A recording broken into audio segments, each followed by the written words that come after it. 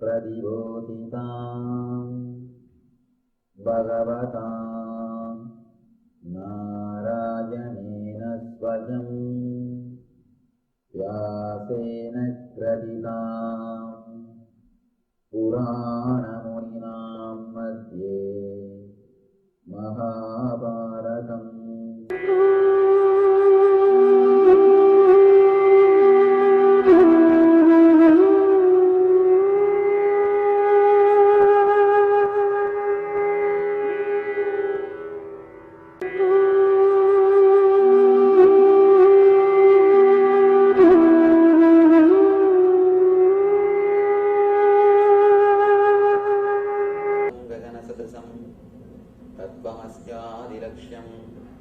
एकं नित्यं विमलमचलं सर्वदी साक्षिभूतं भावातीतं त्रिगुणरहितं सद्गुरुं तं नमामि।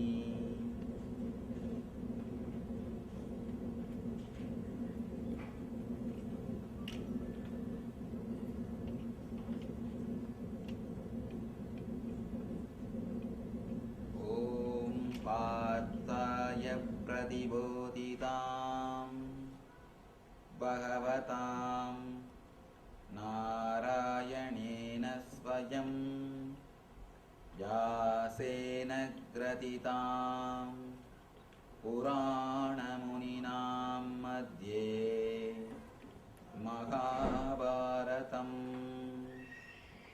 अद्वैतामृतवर्षिणीं भगवतीम् अष्टादशाध्यायिनीम् अम्ब त्वामनुसन्दधामि भगवद्गीते भवद्वेषिणीम्।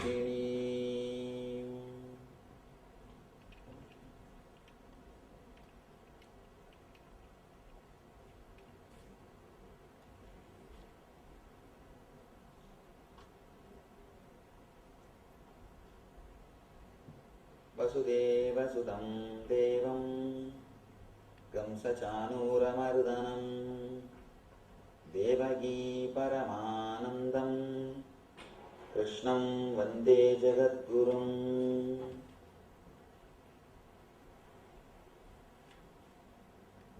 I welcome you all with my love and respects.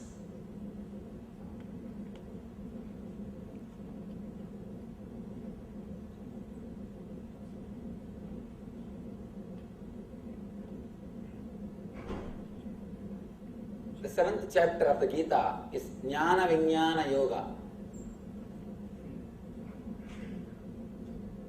First, we should see what is the need for this chapter. Again and again and again, Krishna is speaking the same truth. Nothing else is spoken. The same truth. But why so many chapters? People ask me, Swamiji, how many days it will take for us to learn meditation? I tell them to learn meditation, 2 minutes is enough. To learn what is not meditation, you need 10 days. In the life, you are doing so many things which is not meditation. To unlearn really takes time. Logically, when we express the truth, mind always goes to the other end of the logic and sits there. Now, not only from this end, from that end also you need to understand what is truth. There's a beautiful philosophy in India, Nyaya Shastra, logic. They explain 2 kinds of logic which is used. First kind of logic is a regular logic, regular Nyaya. For example, all men have one head. Socrates is a man. Now the third statement you know, Socrates has one head. This is a simple logic, this one kind. There is another one kind, second variety, the higher level logic.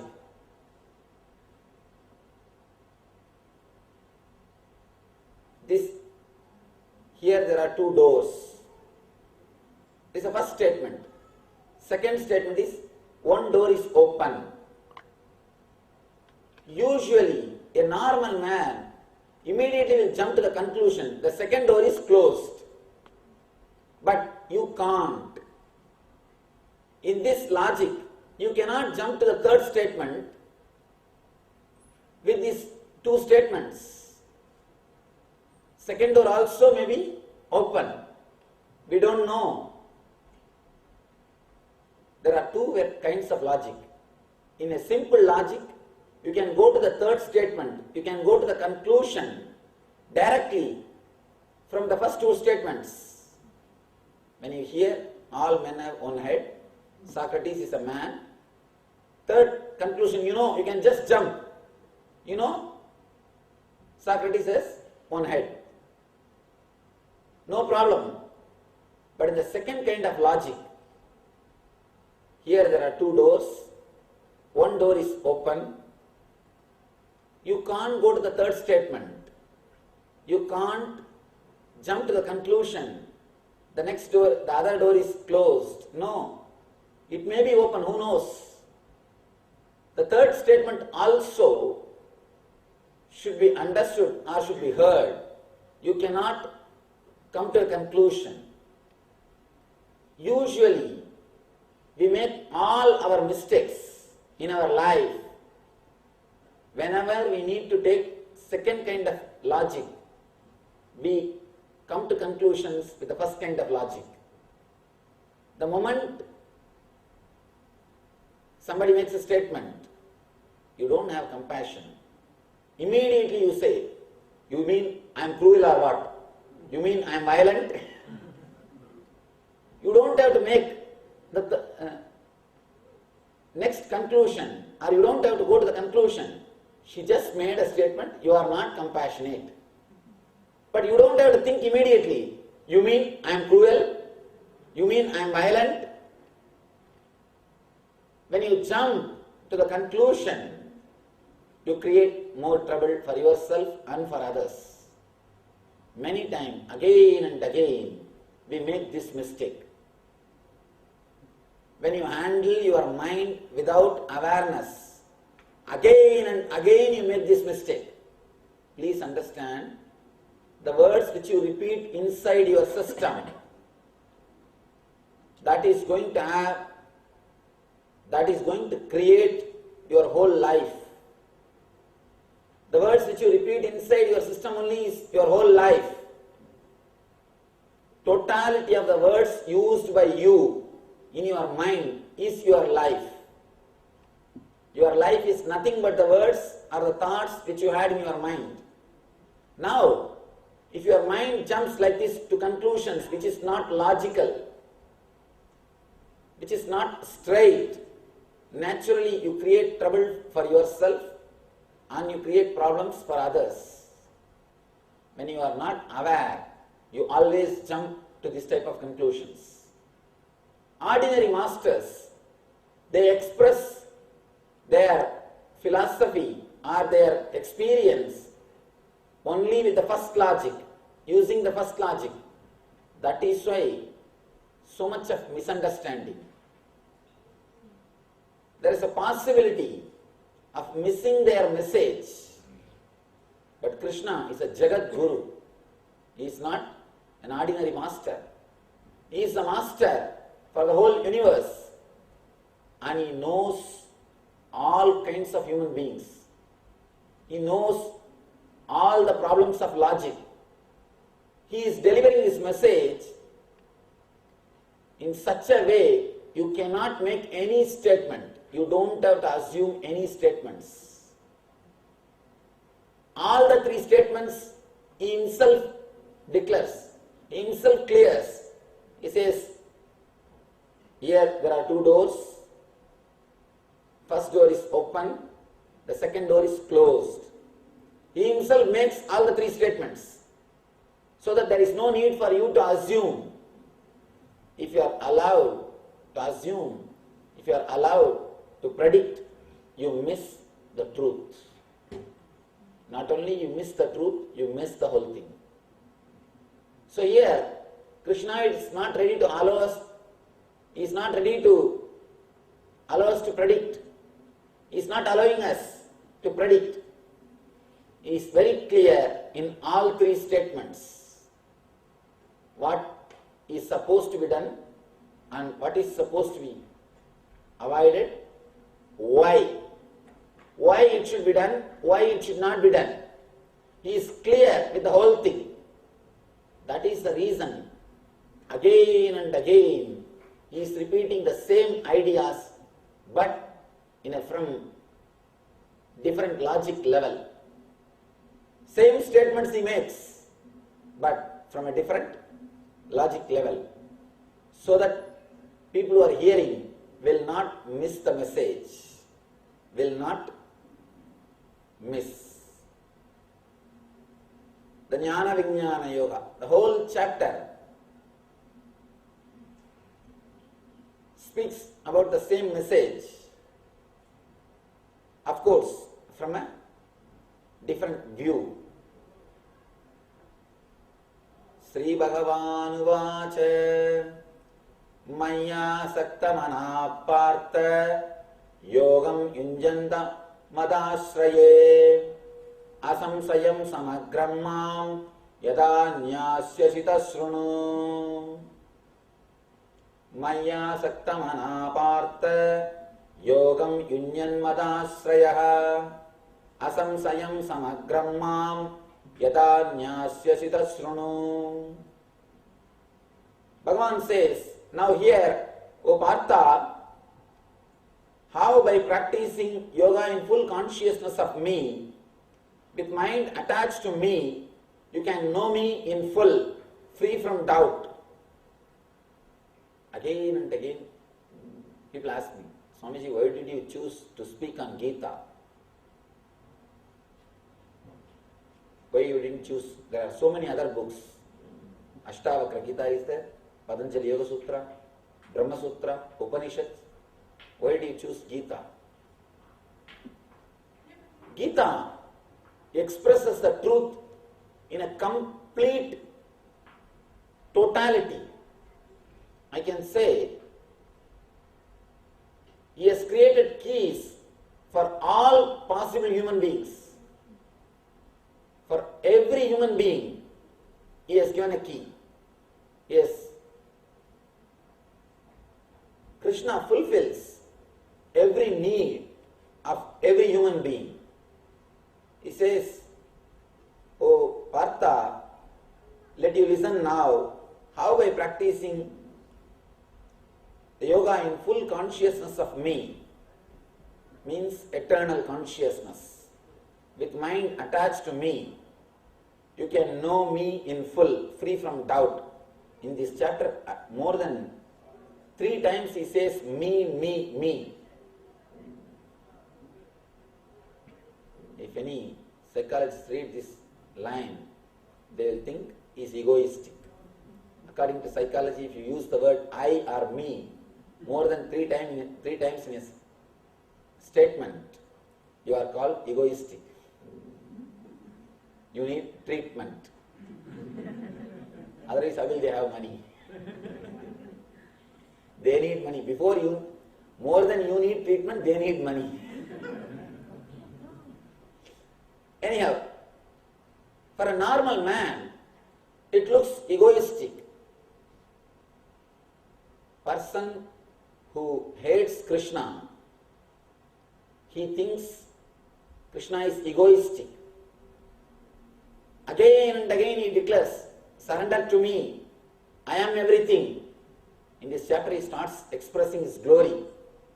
Of course, in the Vibhuti Yoga, the other chapters, he explains completely.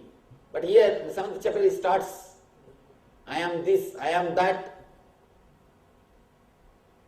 For a normal man, it looks egoistic.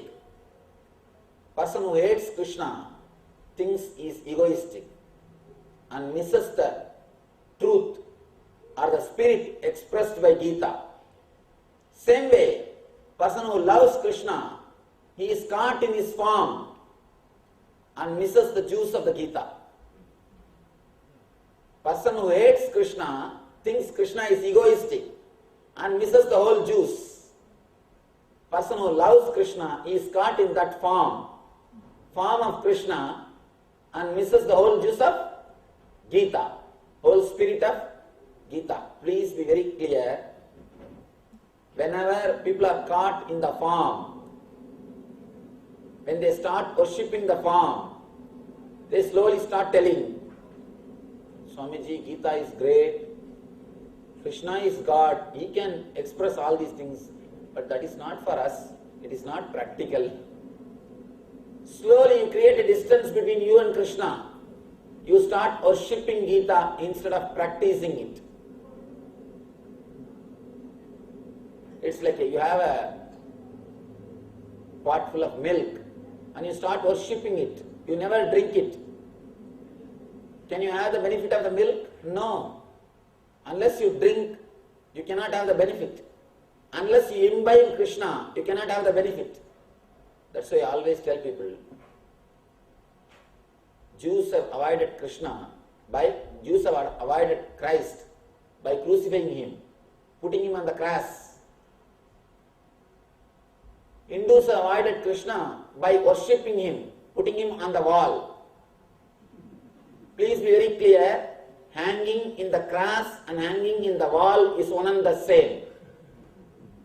When you don't imbibe Krishna's teachings in your life, when you don't work towards experiencing Krishna, worshipping Krishna is nothing but crucifixion. It is a cunning method of escaping. People who crucified Christ, they carry the guilt, they did a mistake. But these guys don't even carry the guilt. Hindus don't even carry the guilt. In a very nice, cunning way, they escaped from Krishna. Worshipping without following, worshipping without imbibing is worst form of crucifixion. People who hate Krishna, they think he is egoistic. People who love Krishna, they are caught in that form and they think they should surrender to the man Krishna who came down in the human form. Only people who experience Krishna realize Gita. Only people who experience Krishna understand Gita. People who hate Krishna, people who love Krishna, both of them miss Gita. Only person who experiences Krishna realizes Gita, realizes the value of the Gita, experiences the Gita. Otherwise, if you are caught in the form of Krishna, you will become fanatic. You will become fanatic. I have seen so many people who are caught in the form and become fanatic. Here, beautiful sloka. Next sloka. Manushyanam sahasreshu kaschit yadadi siddhaye yadatam abhisiddhanam kaschin mam veti tattvataha. The whole gist of this chapter is how human beings approach divine, why they approach, in what levels they approach. There is a beautiful saying in Bible, God created man in his own mold. But I tell you, man created God in his own mold. The truth is, man created God in his own mold. We approach divine as we want. According to your maturity, you approach the divine.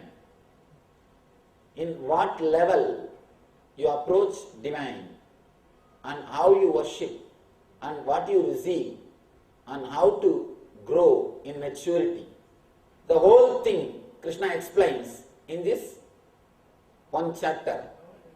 Here he says, out of many thousands among men, one may endeavor for perfection, and of those who have achieved perfection, hardly one knows me in truth. Beautiful. Here he says, out of thousands, we should say out of billions. We should change. In those days, population is less. So he makes the statement out of thousands. Now we should say out of billions. One may endeavor for perfection. Manushyanam sahasreshu kaschit yadadi siddhaye yadatam abhisiddhanam kaschin mam vedi tattvataha. Out of millions of among men, one may endeavor for perfection, and of those who have achieved perfection, hardly one knows me in truth. Out of millions, there are only few. Out of billions, only there are few who enter into the path of seeking. Out of that few, only one or two achieves the ultimate experience. There are millions of people, only few hundreds are here to listen to Gita. And in these few hundreds, only few will listen as it is expressed. Otherwise, we will sit, we may hear, but never think you are listening. Please never ever think you are listening. And I always request people, never go and repeat what I said to somebody. And if you repeat, don't say that I told all those things. Be very clear, you heard all those things. Tell them, I heard all these things. But never say, Swamiji told. Many times we miss, it's like a modern day psychologist, they say, hardly 2% of things which happens around you, you observe. If 100 things are happening around you, you observe only 2%. You imbibe only 2%. It's like you got 100-page novel. You read. Suddenly you lose the whole book. Only 2 pages random you got in your hand.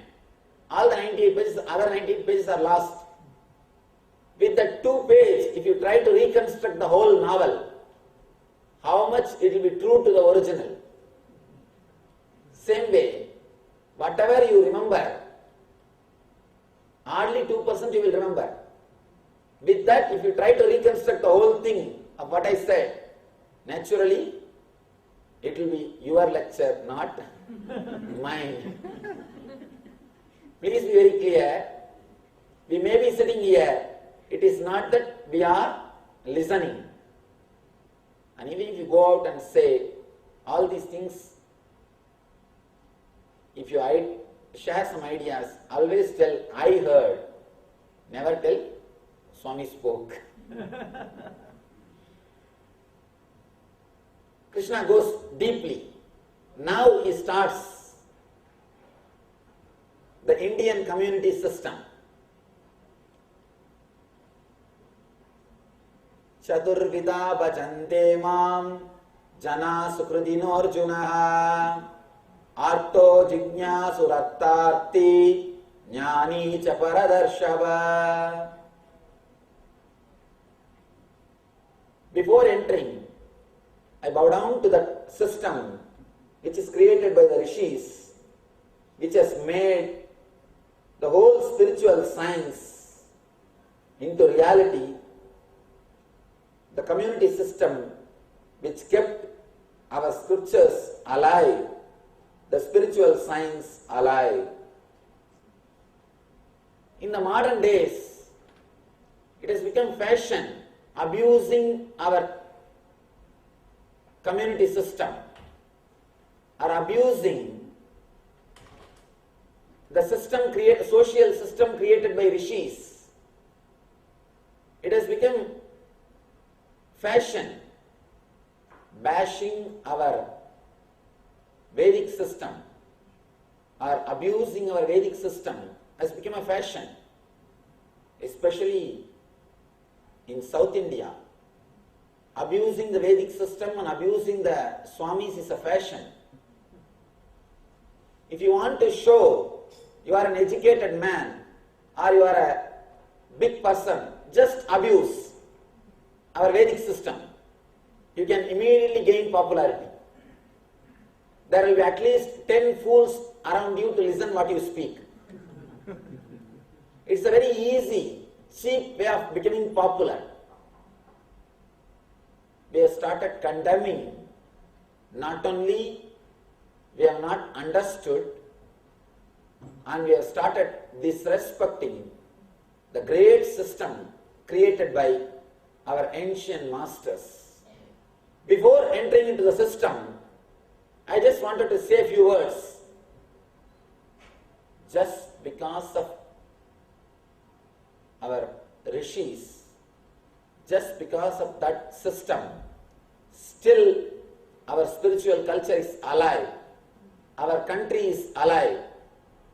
The other day I was reading Paramahansa Yogananda's autobiography. That's a beautiful reference. Abraham prays to God, Genesis. He requests God not to destroy a particular piece of land. God says, if I find 10 good people in that land, I will not destroy that land. He tells them, if I find 10 good people, I will not destroy, just for the 10's sake. Really, after reading that statement, I understood why still India is alive. Why still India is alive? The greatest miracle of God is still India alive. Still India is alive is the greatest miracle of God because of these 10 people. No other culture survived, lived for such a long time.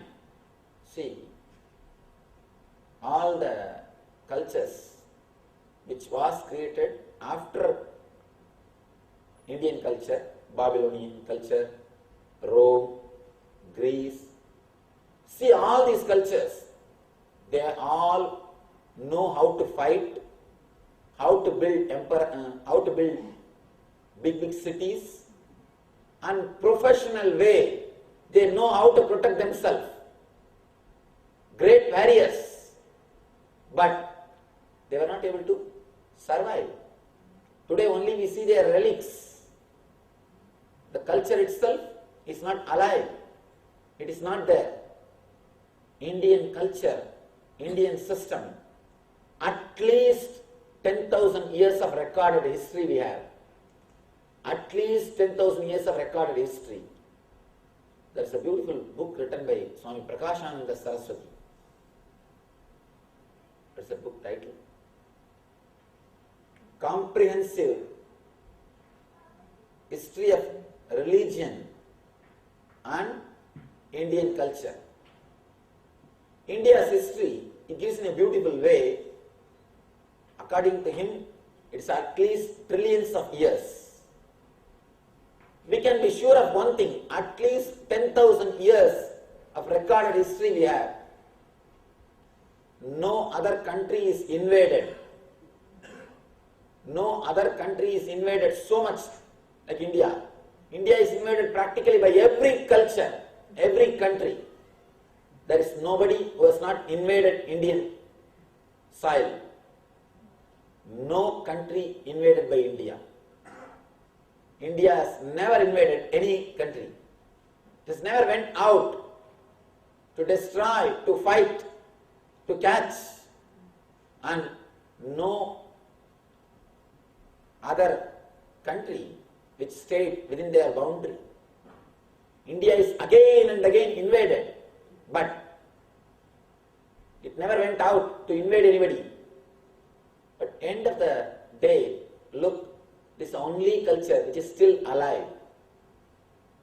It has not died, still alive, just because of this community system. And the next thing, which we need to understand, and a very important thing when we read about all these things. Man cannot live without creating community. Man as such is social animal. He will create some form of community. It is not that West don't have community system. In other countries also community system is there, but based on money. Based on money. When I went to Brazil, I was giving a discourse in Petrobras, that company. One guy got up and asked, how do you justify the community system of India?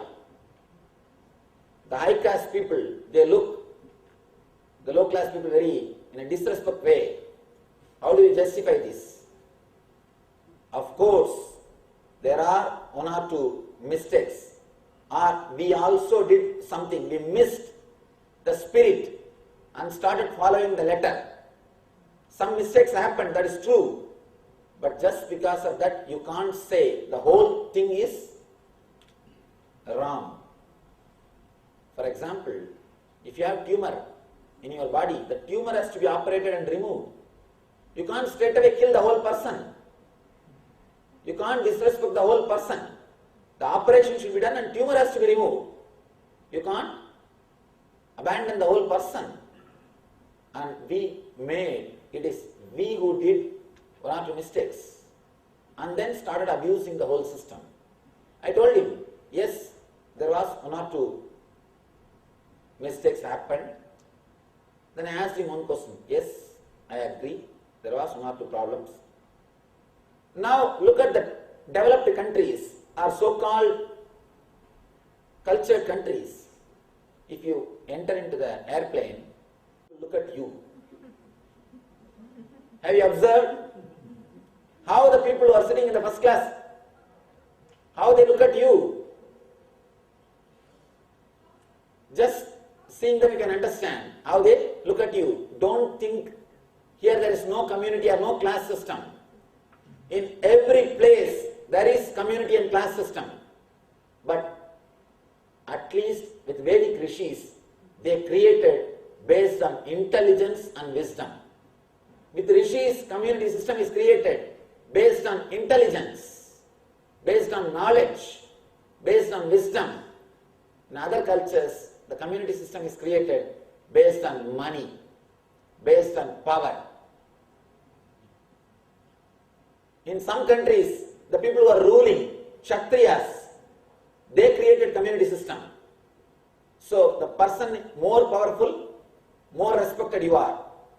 In some countries, the people who are doing business people control the whole system. There, more you have money, more you are respected. India is the only country. The whole system is created by the people who respected intelligence and wisdom.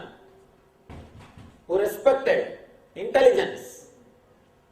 The whole thing is done based on intelligence, based on wisdom. So, that is why in India, the more person carries the wisdom, more is respected. More is spiritual, more is respected. The whole social system is created based on sharing. Man has to contribute something to the community. He has to contribute something to the community. Let me now describe the whole spirit, how the system is created and how we abused it. Of course, we abused it. We have not imbibed the spirit completely. If we would have imbibed the spirit completely, we wouldn't have fallen to this state. Let us first understand the spirit with which the whole system is created. Then we will understand where we made the mistake.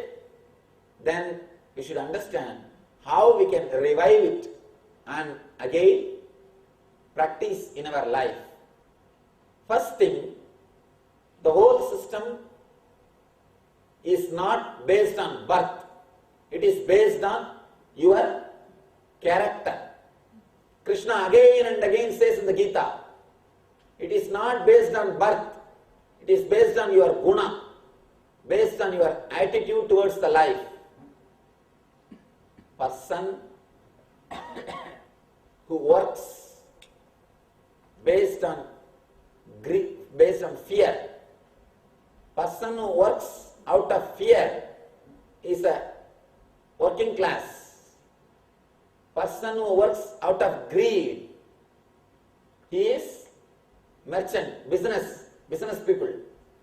Person who works just to have attention or to prove he is some way superior, he is Kshatriya. Person who works just out of gratitude, expressing his bliss, is Brahmana. Everybody has to contribute something to the society. Person who shares his time, he has nothing else. He has got only one thing, his time. Person who shares his time is called worker, working class. Person who shares products, he has got time and little bit of intelligence to create some products. He creates some products and he shares the products in the society. He is called Vaishya, merchant, business people. Person who shares confidence. Person who shares, who gives courage to the whole community. Person who gives confidence to the whole community. Person who unites the whole group as a community in a solid way by giving confidence. Person who shares confidence is Kshatriya, warrior. Person who shares the knowledge, bliss, spiritual wisdom is Brahmana. It is completely based on your role, the role which you are supposed to play in the community, in the society. It is no way related to your birth. Please be very clear. This is the spirit with which the whole system is created. This is the spirit with which the Vedic rishis have designed the system. Here, nobody is higher and nobody is lower. Nobody is higher and nobody is lower.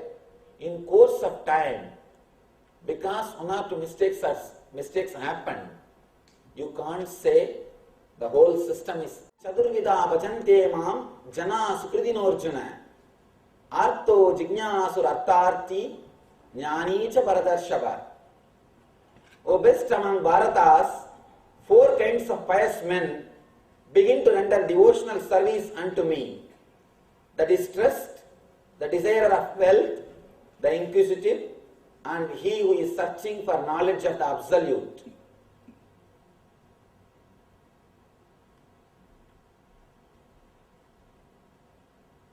Who all approach the divine. In what ways they approach the divine?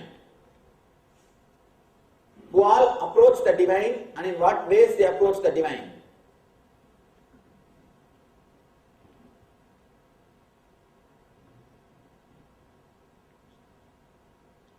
Man is centered on basic 7 emotions. Basically, we work, live based on these 7 emotions. First, greed. Next, fear. Third, worry. Fourth, attention need. Name and fame. The 5th, comparison and jealousy.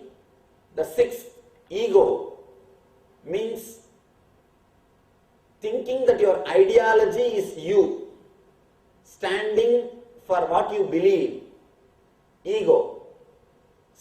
The last,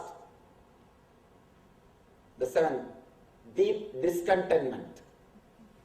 These are the qualities with which man lives. These are the qualities with which he is working. He is centered in these different 7 emotions. at some point or other, you will be working only based on these 7 emotions.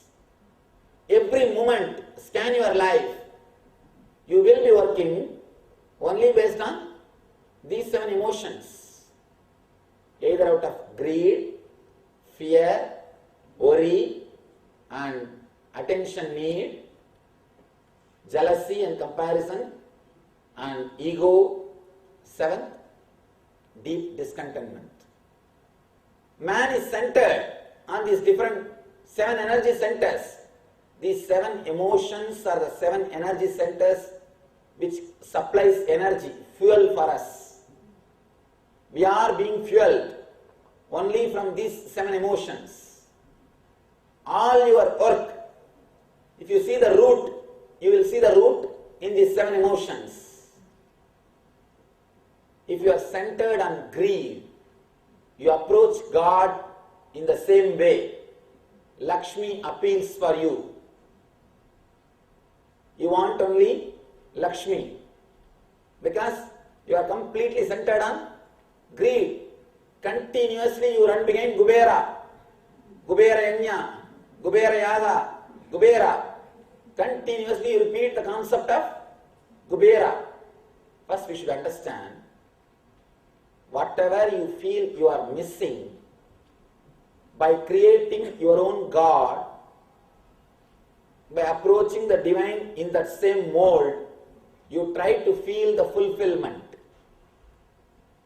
You try to feel the fulfillment, approaching the divine in the same mold, the same emotion, or in the same feeling which you are missing in your being. If you think you are poor, if you think wealth is the first thing in your life, you run behind Lakshmi. You run behind Lakshmi. Please be very clear, one more thing. When you become mature, when maturity happens to you, you approach the same Lakshmi as Jnana Lakshmi. You ask the same Devi, same goddess to give wisdom, to give knowledge. You approach the same God in a different way if you are grown. You approach, you create God in your own mold. How much you have been mature? According to your maturity, you project and see the divine. You approach the gods. That God appeals to you more. If you are centered on greed, if your whole thoughts are going around the greed, you go to the God who gives you all boons, who makes you feel fulfilled, or who gives you what do you want. Person who is centered on greed feels happy, feels comfortable, always goes only to Lakshmi. He doesn't want any other God. He wants only Lakshmi, only Venkateshwara. Of course, you can approach Venkateshwara from various levels. But when you approach with greed, you start the first step. You start the first step. It is not that you should not approach the Lord through the form of greed. Approaching divine from greed is nothing wrong. Starting your life with prayer is not wrong, but ending your life with prayer is something seriously wrong. It's a good start, but very bad end. Starting is nothing wrong. Vivekananda says beautifully, it is good to be born in church, but not to die there. Before you die, you should grow out of it. You must become matured. You must realize the other dimensions of divine, the other dimensions of your being. Divine is nothing but a mirror. You reflect, you see your own reflection. You see your own reflection, and whatever you do to the divine comes back to you. If you understand, the more you grow, the more matured way you will relate. The more matured way you relate to the divine, more you grow. Otherwise, you are completely confused and caught like a drunkard. A small story. Man comes back to the house late, very late, fully drunk. He is not even able to walk. Somehow he enters the house, this way, that way, but he is not able to walk. He falls on a glass piece. Not only he breaks the glass piece, and glass piece hurts him very badly in the back. Goes to the bathroom, tries to put some bandage, manage himself, looking at the mirror, and slowly, without making any sound, enters the bedroom and sleeps. Next day morning, wife has started her inquiry. What happened? What did you do last night? He said, what have I done? I'm okay. No, tell me, why are you late? No, I just went for a couple of drinks. That is okay. Did you hurt yourself? He said, no, I did not hurt myself. Then why did you put so much of bunch of bandage on the mirror?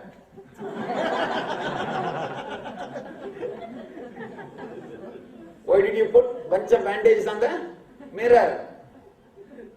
This guy, instead of putting the bandage on himself, he has put the whole bandage on mirror. If you are drunk, if you are not aware, you will be doing the same thing. You will be just doing everything to the mirror. You will miss where you are supposed to work. You will catch the mirror. Catching the mirror and catching the form is one and the same. Catching the same attitude, catching the same form is nothing but catching the mirror. If you put the bandage on the mirror, you can never be healed. The mirror should be used so that you can understand where the bandages should be put. But you cannot heal yourself by putting the bandage on the mirror. Same way, the God or the divine should be used to find out where you have problem, like a mirror. But the healing work should be done on you, not on the mirror. Don't start doing the healing work on mirror. When you miss the whole thing completely. A man who is centered on the greed is stuck with Lakshmi, is stuck with prayers. One guy used to come to the ashram, a small astrologer. Suddenly one day I saw he came in car. In India, car is a luxury, you know. I asked him, what happened? Suddenly you got a new car. Did you win any lottery? He said, no, Swamiji, it is all the grace of Lakshmi Yantra. It's all because of Lakshmi Yantra. I told him, who gave you the Yantra? I never heard of something like Lakshmi Yantra. Who gave you? He said, no, nobody gave me, Swamiji. I started giving to people. Whether the person who received Lakshmi Yantra becomes rich or not, the person who gives becomes rich. So be very clear, starting your life with prayer is okay, good start, but not the right place to end. Next level, the person who is centered on fear, he always worships gods who will protect them. He is continuously fear-centered. He is behind. Continuously he will be doing Sudarshana Homa. Continuously Mrityunjaya Homa. Some gods will be protecting. You can see always he will be rounding Navagrahas. He will be circumambulating Navagrahas. This graha, this puja, this dosha, that dosha. Continuously will be around Navagrahas. It is okay, nothing wrong, but not the place to stop. Based on fear, worshipping the divine. Approaching the divine because of fear.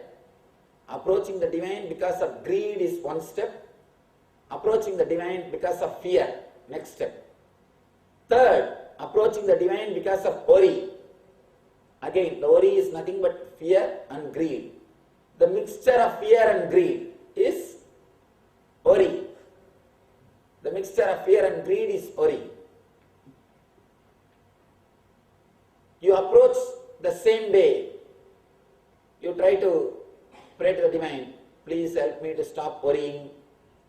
Please help me to come out of these worries. At this point, you may go to some yoga or meditation for the sake of peace, not for spiritual enlightenment, just to calm your mind, just to give a little peace, rest to your mind.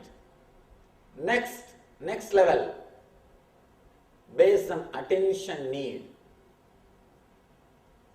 based on name and fame. For the sake of name and fame, we approach the divine. Not only we will be praying to the divine, we will start representing the divine.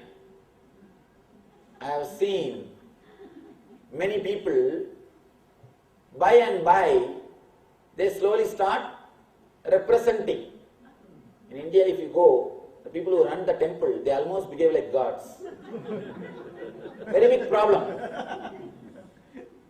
The person who runs the temple starts thinking he is God.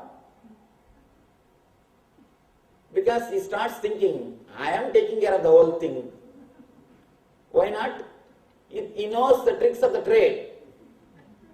He thinks, I am everything. When I know the whole thing, why not use the situation? Why not use the thing? That is a big problem. I always tell people, unless you are matured, never take up this running temple. One person asked me, Swamiji, I don't believe in spirituality. I am not a spiritual person, but I want to run the temple as a social service. I just want to do it as a social service. Shall I do it? I told, never do that mistake. Never do it. If you are not matured spiritually, if you enter into this work, surely you will trouble yourself and trouble others. By and by, it will become a pure name and fame game. Pure name and fame game. And naturally, you will hurt yourself and you will hurt others. Never take up unless you are spiritually mature. That is why they say, there is a beautiful sloka. At the time of the pratishtha, the karta, instruction or qualification for the karta, the installation or the pratishthavana should be done only by an enlightened person. Otherwise, the person who is karta, he will receive all the collective negativity or sins of the people who come and pray in the temple. It's a very frightening idea. Frightening idea. Don't think it is a lie. It has actually meaning. It has its own meaning. The person who takes up this type of job without having spiritual maturity will naturally end up in name and fame problem. He will create trouble for himself and for others. He will start representing. He will start putting himself. He will start acting for the sake of divine. And when people come and stand in front of the God, deity and pray, they are gullible because they are caught in the fear and greed. You can easily exploit them. You can easily make them what you want them to do because they are already in trouble. They are waiting. What is the solution? Where is the solution? They are in search. So naturally, easily you can take them for ride. That is the reason.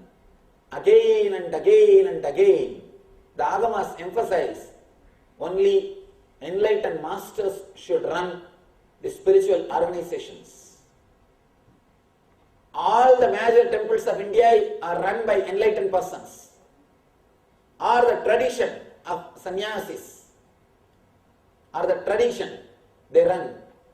And again they say, if you give a business to a sannyasi, he will destroy. He will not know how to do. If you give a spiritual project to a grihastha, to a businessman, he will make the whole thing into business.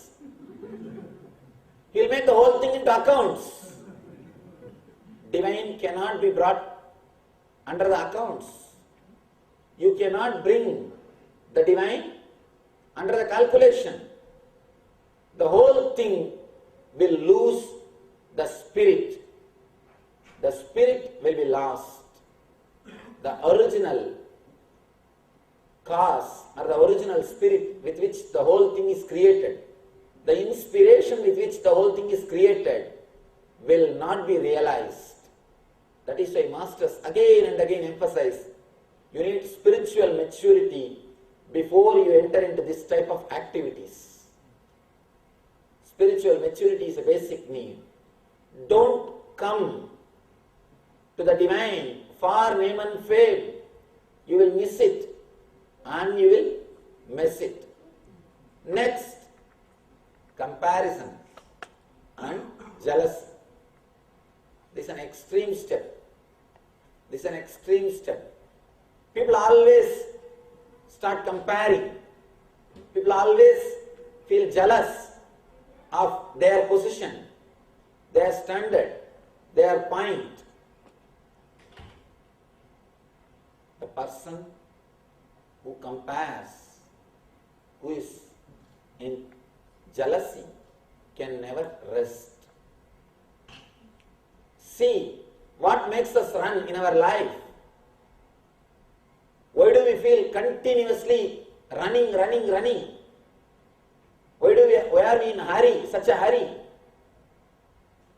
Why do you think we are running? That's a beautiful sloka which says, just like how monkey charmer makes the monkey to dance with a small stick, the Parashakti Maya is making us dance with the one stick called jealousy and comparison.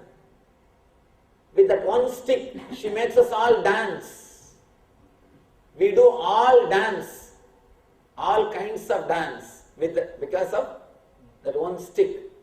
The moment you think somebody has something more than you, you are in a hurry. You are in a hurry. A small story about the hurry. One man enters the bar and orders 5 drinks. Without giving a pass, he downs complete all the 5 glasses. The bartender asks, why are you in such a hurry? This guy says, you also will be in a hurry if you have what I have.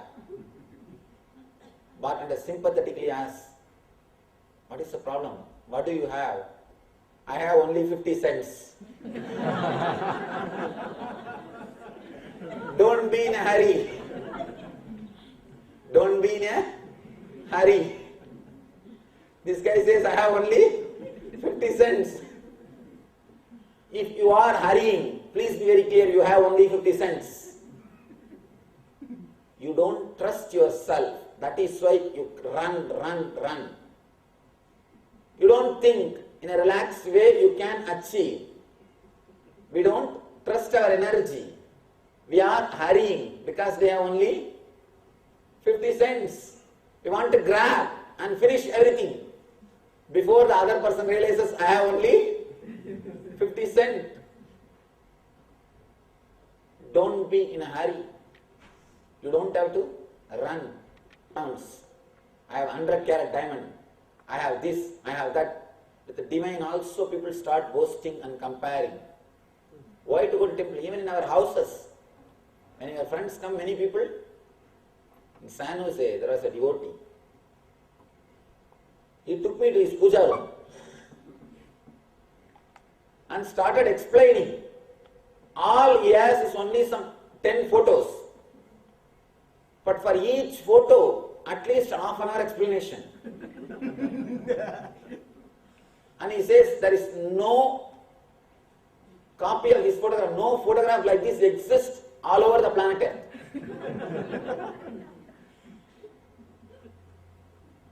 And I told him, how? There must be at least few prints. No, Swamiji, all other prints are destroyed. This only print available. And you can't understand to what extent of foolishness we will go, or to what type of things we will do if we are caught in jealousy and comparison. Goes on and on and on bragging. This is mine, this is mine, this is the way, this is the way, this is the way it is kept, this is the way it is kept, this is that, this is that. When you approach the divine with the mentality of jealousy and comparison, again you are caught. You see the same thing in them. People come and ask me, Swamiji, in Puranas we see so many gods and goddesses are fighting out of jealousy, out of greed, out of anger. What have you got to say about that? Please be very clear, those Puranas are written for the people who are caught in jealousy, so that you will be able to relate with them.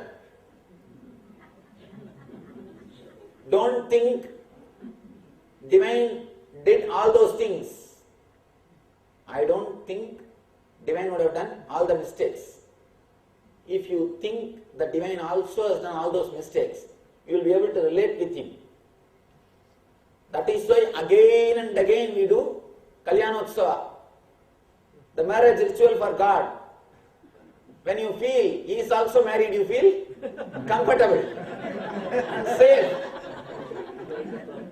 And you feel, yes, I can relate with him now. He is also like me. Just to give you the comfort sense, just to make you feel relaxed.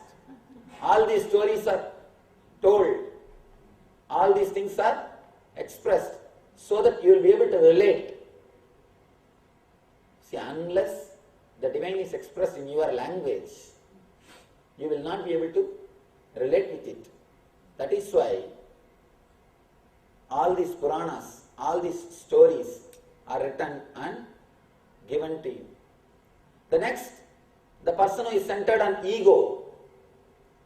This is very difficult. The person who is centered on ego, person who is centered on name and fame, tries to accumulate name and fame, showing the divine in front. The person who is centered on the ego starts claiming he is divine without expressing the qualities of the divine. That is why there is a beautiful Upanishad which says, if you are divine, express it by your qualities. Let people recognize by your qualities, not by your words. Be very clear. What you do will speak for you. What you speak will not do anything for you.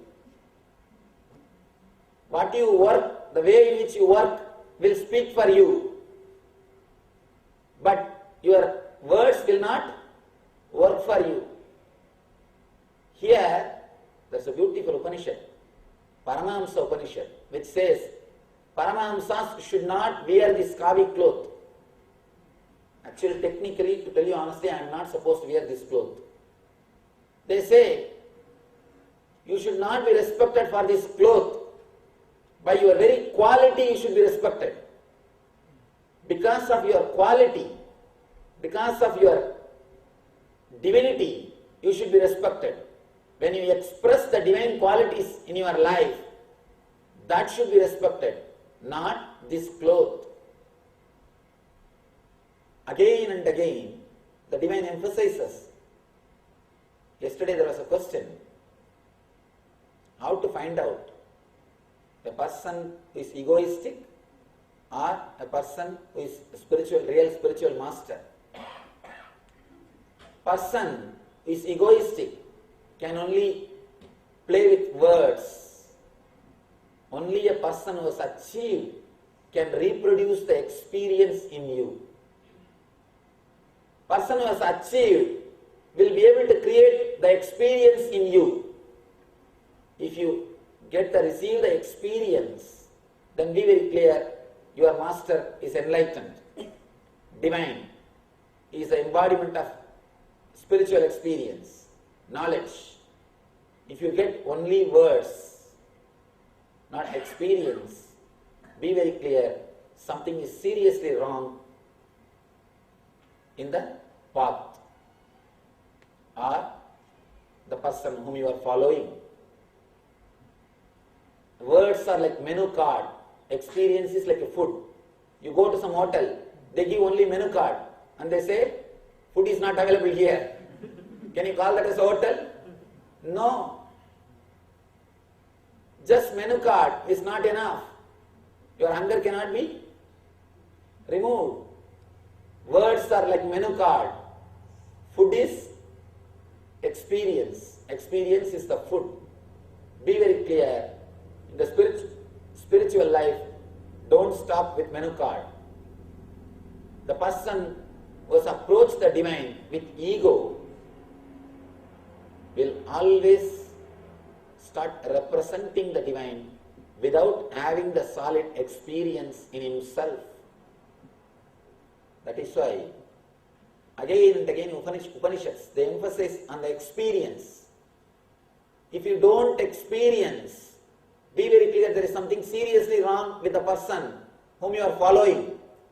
I always tell people, if you are not experienced with me, forgive me, there is something seriously wrong in me. Forget about everything.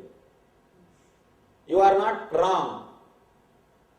And it is very easy to put the responsibility on the disciples and continuously blame them. You are not qualified, you are not practicing it perfectly, you are not practicing it regularly, you are not right, that is why you are not having experience.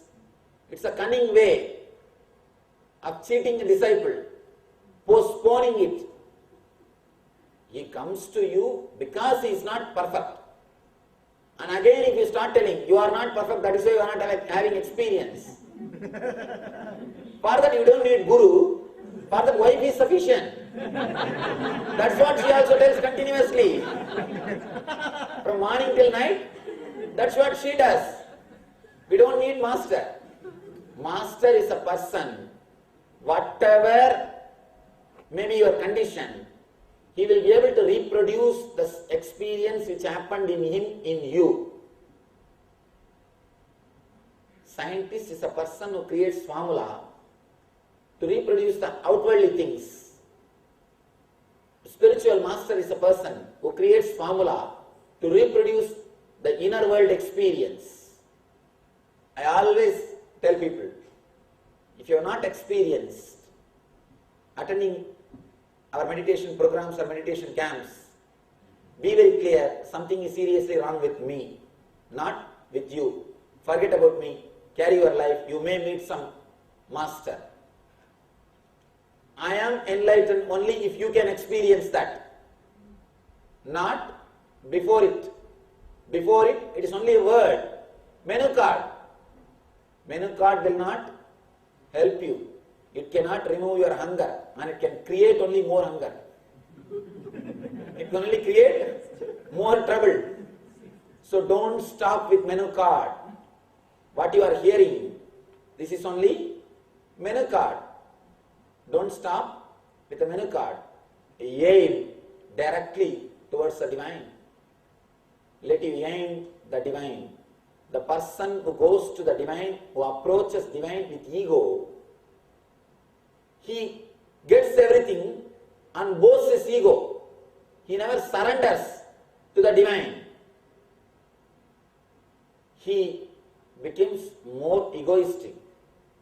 He becomes more strong. He strengthens his ego by getting all this knowledge. Be very clear. They are the most dangerous people. Most dangerous people. Instead of surrendering to the divine, they strengthen instead of surrendering their ego to the divine, they strengthen their ego with the knowledge. This knowledge can be used in two ways. With this knowledge, you can surrender yourself to the divine. And with this knowledge, you can make others to surrender to yourself. For both purposes, it can be used. It is up to you to which purpose you are going to use. A small story. One king goes to the forest to fight, to hunt. For hunting, suddenly he sees continuously more than 50 trees. There is a target mark that drawing round circles. The center there is an arrow. There are target marks and exactly in the center arrow is there. Continuously he sees so many target marks. Exactly on the center arrow is there.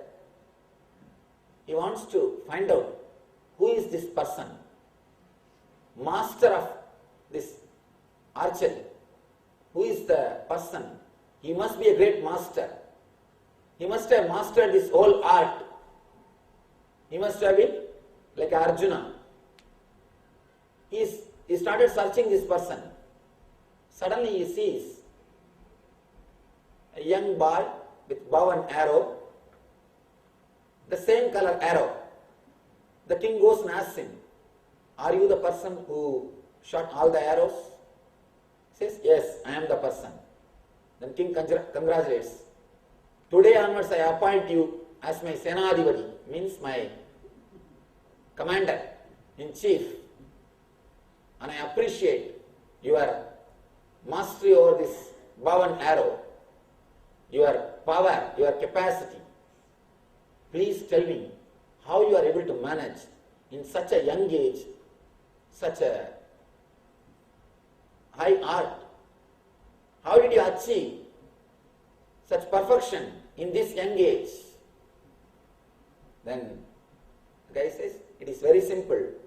First I shot the arrow, then I mark the paintings. Then I make the circles. That's all. First I shoot the arrow, then I make circles." Be very clear. When we approach the divine with ego, we do the same thing. Instead of aiming at the center, you will put your arrow, then you will make circles. Then you will create circles. Completely you turn. Instead of aiming at the center, you turn the center to your aim. Here, when we approach the divine with ego, instead of surrendering our ego, we strengthen our ego with this divine knowledge. Danger. Next,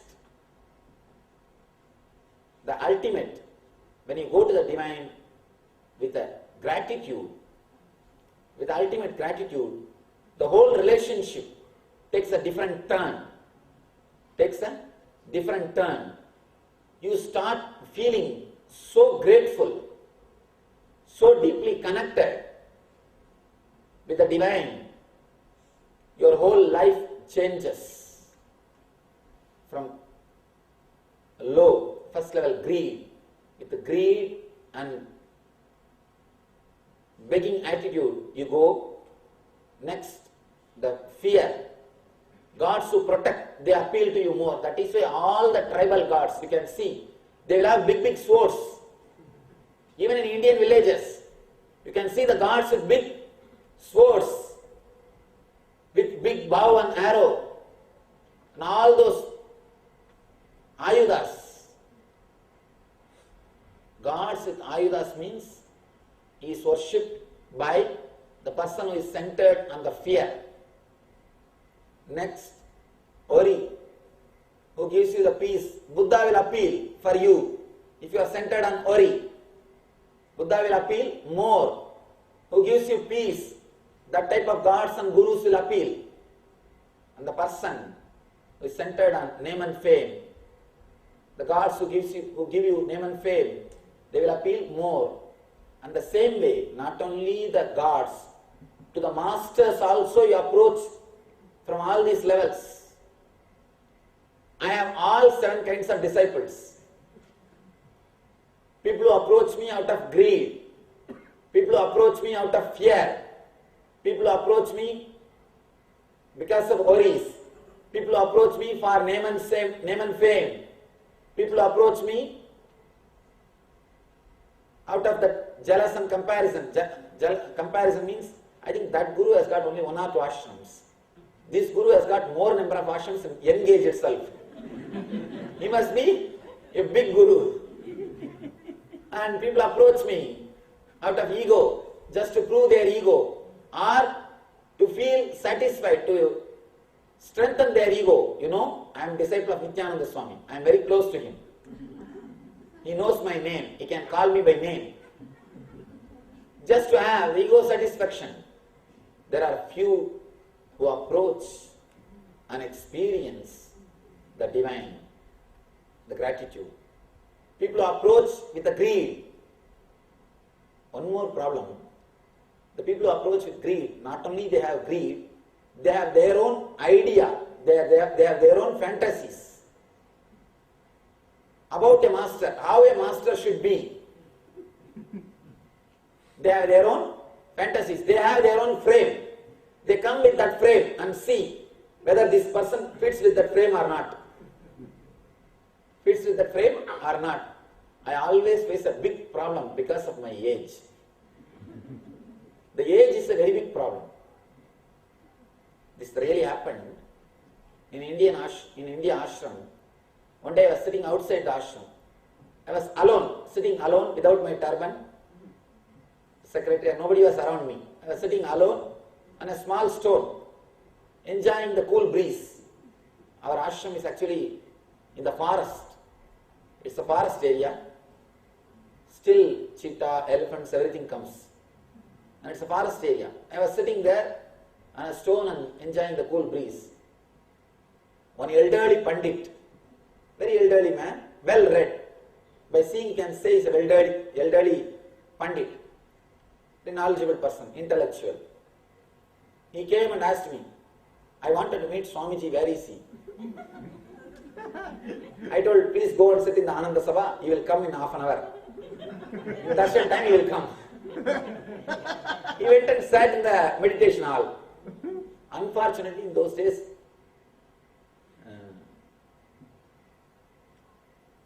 somehow I used to be alone, I used to sit, people don't, there were not many people in the ashram. He went and sat in the hall. After half an hour, I put my turban and the rudraksha, everything, and I went there. I was about to sit in my chair.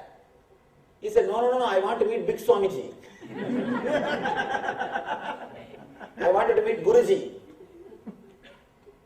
I said, please forgive me, in this ashram I am the Swami. And whom you really want to meet? He said, no, I heard about the Nityananda Swami. He healed my cousin. I wanted to see him. Then I told, this is your cousin's name. She has been healed. It is me only. And I am Nityananda Swami. And you will be surprised. He is not ready to believe. And he was just looking at me. Then I said, you see, usually we don't carry ID card. Usually India Swamis don't carry ID card. Still, if you can't believe, look at that photograph. See the name and see the face. I am that Swami. And I can't tell anything more. And you will be surprised. I tell you, it is the truth. He did not speak to me and he went away. He went away. He said, I have nothing to learn from you. Okay. He went away.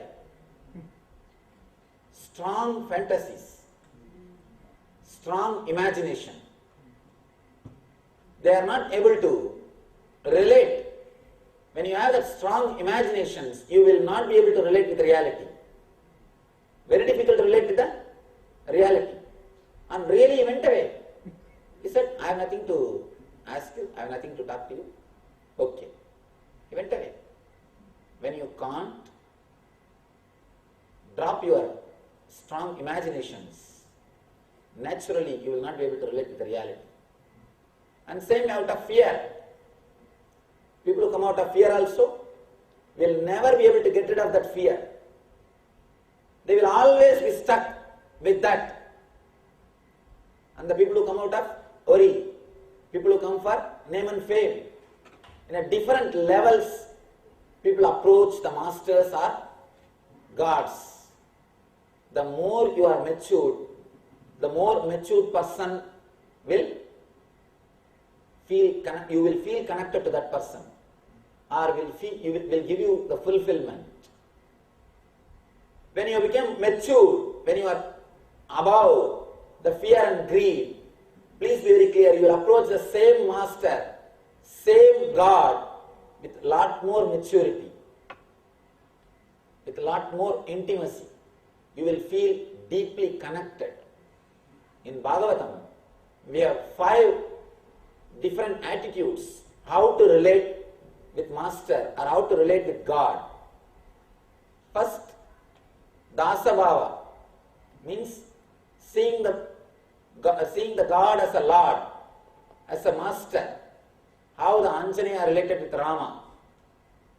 Seeing him as a master and serving him. Serving is the only sadhana. How the Anjaneya are related with Rama. Next, Vatsalya Bhava. Seeing the God as a child, as a son. As my own son. How the Yasoda saw Krishna. Third, seeing the master as a friend. How Arjuna saw Krishna. How Arjuna related with Krishna. Sakabhava. Fourth, seeing the master, seeing the God as a father or mother. How Ramakrishna related with Kali. How Ramakrishna related with Kali. How he felt Kali's own mother. Ramakrishna used to eat, and after eating he will feed that same food to the God, to the Devi. And the temple organizers, they said, no, you cannot do this, it is sacrilegious. You cannot give the food after eating to the God. He said, if you say that, I will go away from the temple, I have no problem. But I cannot serve, I cannot give the food to the divine, food to my mother unless I taste it. Unless I know it's a good food, I cannot give for my mother. If you say, I have no problem, I leave the temple. From outside the temple I will worship. But I will do only in this way. He felt she is mother. And the next, seeing the Lord as a beloved, Mathura Bhava. How the Radha, Rasheshwari, Sri Radha, Sada Krishna needs a tremendous maturity. Only if you experience the consciousness which is beyond body, you can relate with the divine in the attitude of beloved, attitude of Madhura, the Mathura Bhava. These are the 5 major bhavas with which people relate with the divine. With a different maturity level, different attitudes suits your mind. According to your maturity, the attitude differs. The more person is matured, more the gratitude starts happening. Less the person is matured, more you will be filling your life with prayers. Prayer religion is greed, confession religion is fear. Then next, when you go beyond the prayer and confession, starts gratitude, starts experiencing the divine. Now, Krishna starts explaining how you can grow step by step, how you can reach the ultimate maturity, how you can create and experience the divine in the ultimate level.